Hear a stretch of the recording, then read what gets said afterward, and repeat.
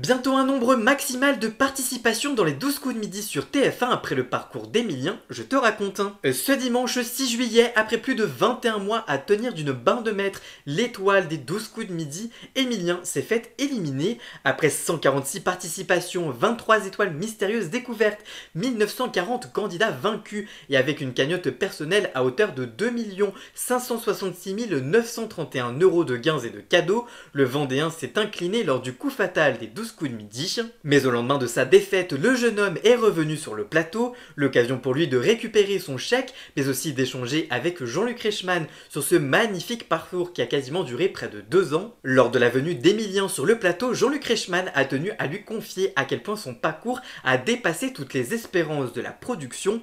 Quand on a créé cette émission, on ne pouvait pas imaginer qu'un jeune homme de 20 ans pouvait réaliser une telle performance, une longévité de près de 2 ans qui a fait réfléchir les hautes instances sur une possible modification des règles du jeu des 12 coups de midi. Jean-Luc Reichmann indique, je cite, « On ne pouvait pas changer le contrat en cours de route, on va voir ce qu'il en est maintenant avec le producteur, avec TF1 pour savoir s'il faut laisser cette porte ouverte à aussi longtemps, mais quoi qu'il arrive, on ne pouvait pas changer les clauses de notre contrat entre vous et nous. » Pour les fans du jeune homme, pas de panique, il ne faudra pas attendre bien longtemps avant de le revoir répondre de nouveau à des questions posées par Jean-Luc Reichmann. En effet, ce samedi 12 juillet, il affrontera Xavier dans un duel au sommet entre le plus grand des maîtres de midi de l'histoire et celui qui n'a jamais perdu son titre. En tout cas, toi, qu'est-ce que tu penses de cette déclaration? Faut-il imposer un nombre maximal de participation? Dis-moi tout ça en commentaire et surtout, abonne-toi!